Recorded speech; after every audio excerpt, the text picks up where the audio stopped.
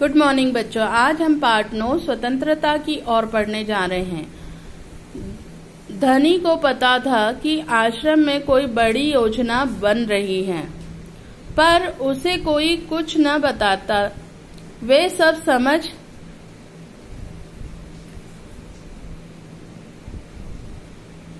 समझते हैं कि मैं 9 साल का लड़का हूँ, इसलिए मैं बुद्धू हूँ। पर मैं बुद्धू नहीं, धनी मन ही मन बड़बड़ाता। धनी और उसके माता पिता बड़ी खास जगह में रहते थे, अहमदाबाद के पास महात्मा गांधी के साबरमती आश्रम में, जहाँ पूरे भारत के लोग रहने आते थे।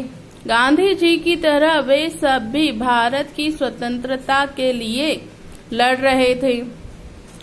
जब वे आश्रम में ठहरते तो चरखों पर खादी का सूत काटते, भजन गाते और गांधी जी की बातें सुनते।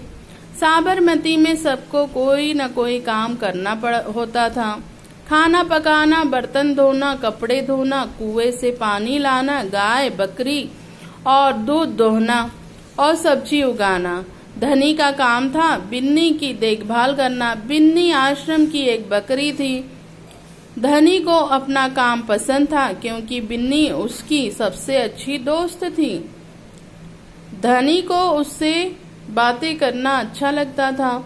उस दिन सुबह धनी बिन्नी को हरी घास खिलाकर उसके बर्तन में पानी डालते हुए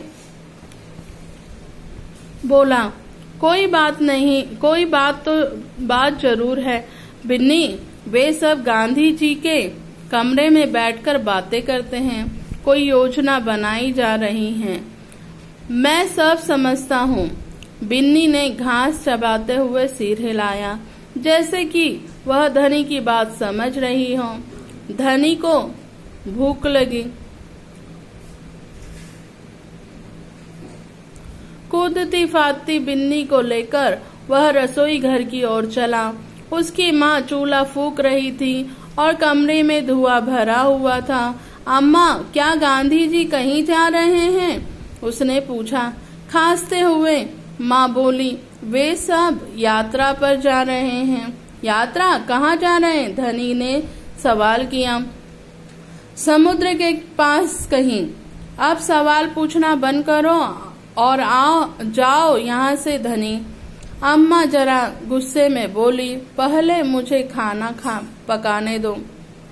धनी सब्जी की क्यारी की तरफ निकल गया, जहाँ बूढ़ा बिंदा आलू खोद रहा था। बिंदा चाचा, धनी उसके पास बैठ गया। आप भी यात्रा पर जा रहे हैं क्या? बिंदा ने सिर हिलाकर मना किया। उसके कुछ बोलने से पहले धनी ने उतावले होकर पूछा, कौन जा रहे हैं, कहाँ जा रहे हैं और क्या हो रहा है?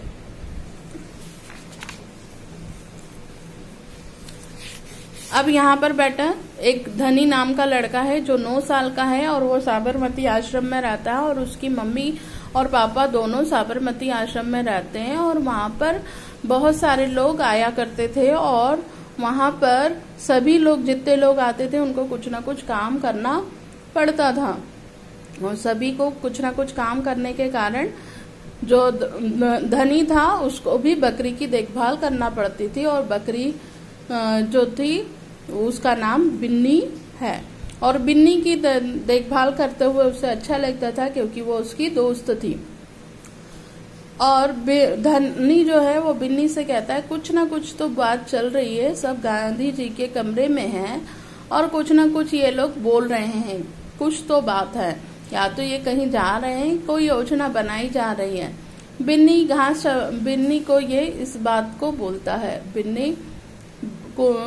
बिन्नी भी उसकी बात सुनकर अपने सिर को हिलाती है और हिलाकर इस तरीके से जवाब देती है। अब जो धनी था उसको भूख लगी, वो बिन्नी को, कूदती फादती हुई बिन्नी को लेकर अपनी मम्मी के पास चला। मम्मी वहाँ चूल्हे पर खाना बना रही थी और पूरे घर में धुआं फैला हुआ था। बिन्नी धनी जो था वो अपनी माँ से बोलता है, माँ क्या गांधी जी कहीं जा रहे हैं? खास से उसकी मम्मी बोलती है, माँ बोलती है वो यात्रा पे जा रहे हैं। तो कहाँ जा रहे हैं करके धनी बोलता है। धनी की माँ बोलती है कि वो कहीं समुद्र के पास जा रहे हैं। तुम मुझसे ज्यादा सवाल जवाब मत करो और मुझे खाना पकाने दो। धनी अपनी बकरी को लेकर सब्जियों की क्यारियों की ओर तरफ निकलता है। बूढ़ा बिंदा, वहां पर एक बिंदा नाम का एक व्यक्ति है जो कि क्यारियों से आलू खोद रहा है। धनी उससे कहता है कि चाचा आप भी जा रहे हैं यात्रा पर? तो बिंदा जो है वो सिर हिलाकर मना कर देता है। जब वो सिर हिलाकर मना कर देता है तो धनी उससे उतावले होकर पूछता है कि कौन जा रहा है और कहाँ जा रहे हैं और क्यों जा रहे हैं। उसके आगे का अब हम पढ़ते हैं। बिंदा ने खोदना रोक दिया और कहा, तुम्हारे सब सवालों का जवाब दूंगा, पर इस बकरी को बांधो, मेरा सारा पालक चबा रही है। धनी बिन्नी को खींचकर ले गया और पास के नींबू के पेड़ से बांध दिया। फिर बिंदा ने उसे यात्रा के बारे में बताया। गांधी जी और उसके साथी गुजरात में पैदल चलते हुए दांडी यात्रा की जगह जा रहे हैं। समुद्र के पास पहुंचेंगे। गांव और शहर से होते हुए पूरा महीना चलेंगे। दांडी पहुंचकर वे नमक बनाएंगे। नमक धनी चौंक कर उठ बैठा। नमक बनाएंगे? वह तो किसी भी दुकान से खरीदा जा सकता है। हाँ मुझे मालूम है, बिंदा हंसा, पर महात्मा जी की एक योजना है। यह तो तुम्हें पता ही है कि किसी बात के विरोध में ही यात्रा करते या जुलूस निकालते हैं। हाँ बिल्कुल सही, मैं जानता हूँ। ब्रिटिश सरकार के खिलाफ सत्याग्रह के जुलूस निकालते हैं जिससे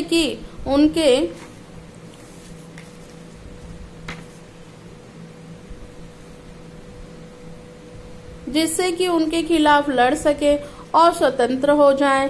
पर नमक को लेकर विरोध क्यों कर रहे हैं? यह तो समझदारी वाली बात नहीं है। बिल्कुल धनी, क्या तुम्हें पता है हमें नमक पर कर देना पड़ता है?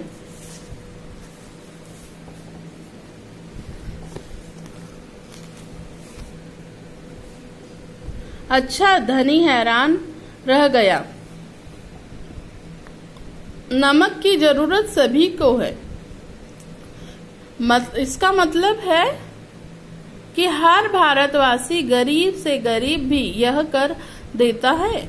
बिंदा चाचा ने आगे समझाया, लेकिन यह तो सरासर अन्याय है। धनी की आंखों में गुस्सा था। हाँ यह अन्याय है। इतना ही नहीं, भारतीय लोगों को नमक बनाने की मनाही है।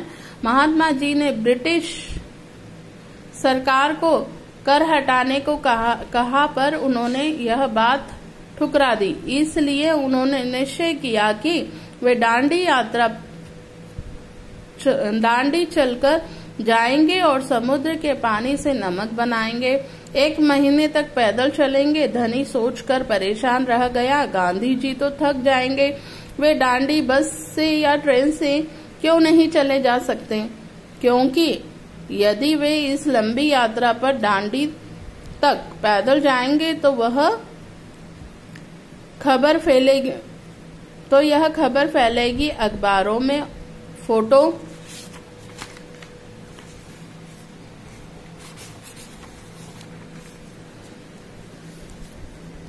छपेंगे,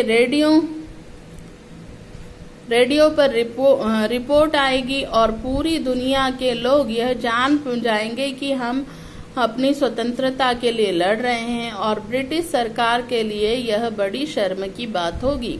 गांधी जी बड़े ही अक्लमंद है ना? धनी की आंखें चमकी। बिंदा ने हंसकर कहा, हाँ वह तो है ही। दोपहर को जब आश्रम में थोड़ी शांति छाई, धनी अपने पिता को ढूंढने निकला। वह एक पेड़ के नीचे बैठकर चरखा काट रहे थे। पिताजी, क्या आप और अम्मा दांडी यात्रा पर जा रहे हैं? धनी ने सीधे काम की बात पूछी। मैं जा रहा हूँ, तुम और अम्मा यहीं रहोगे। मैं भी आपके साथ चल रहा हूँ। बेकार की बात मत करो धनी, तुम इतना लंबा नहीं चल पाओगे। आश्रम के नौजवान ही जा रहे हैं। धनी ने हट पकड़ ली। मैं 9 साल का हूँ और आपसे तेज दौड़ सकता हूँ।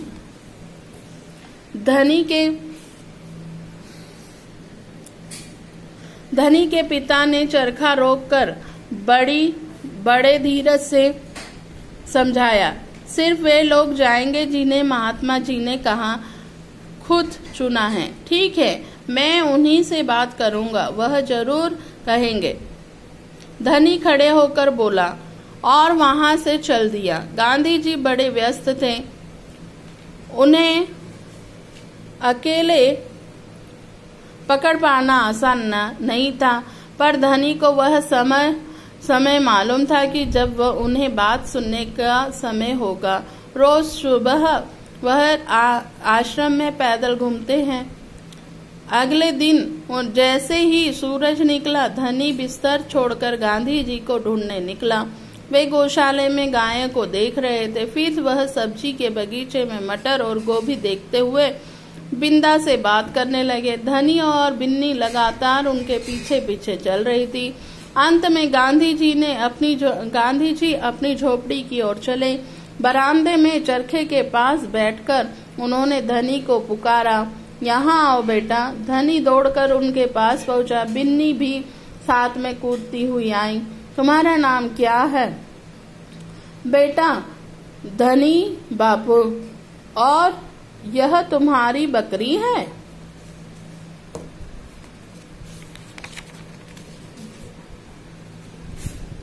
जी हाँ, यह मेरी दोस्त बिन्नी है, जिसका दूध आप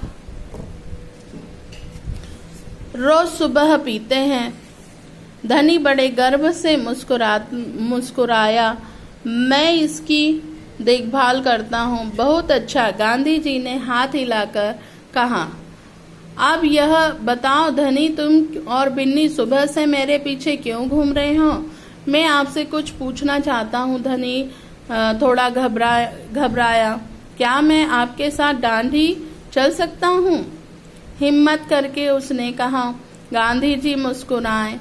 तुम अभी छोटे हो बेटा, दांडी तो बहुत दूर है। सिर्फ तुम्हारे पिताजी जैसे नौजवान ही मेरे साथ चल पाएंगे।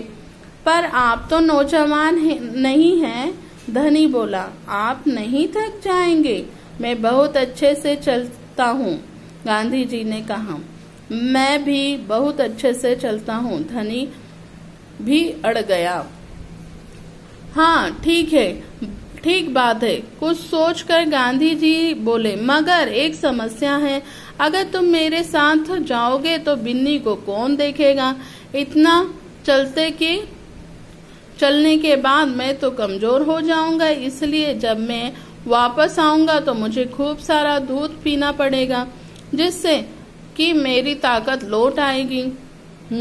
यह तो ठीक है। बिन्नी तभी खाती है जब मैं उसे खिलाता हूँ।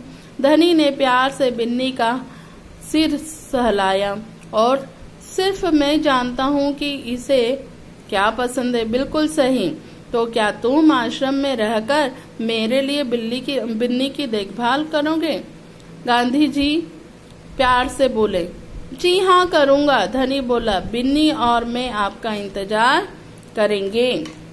यहाँ पर बेटा जो धनी है वो जानता था कि कुछ न कुछ हो रहा है, और जब वो जान गया कि ये नमक तोड़ आंदोलन शुरू करने जा रहे हैं, गांधी जी दांडी तक पैदल जाएंगे, तो वह कहने लगा कि मुझे भी जाना है। उसने उसके पिता से पूछा तो उसके पिता ने भी बोला कि वो जा रहे हैं, उनकी मम्मी और वो नहीं जाएगा, धनी को नहीं जाएंगे। तो जो धनी था वो जीत करने लगा और गांधी जी के पास जाकर गांधी जी से मिलने के लिए वो सुबह से उनके पीछे पीछे ही घूमने लगा। गांधी जी जानते थे और गांधी जी उसे बुलाकर उससे बात करने लगे।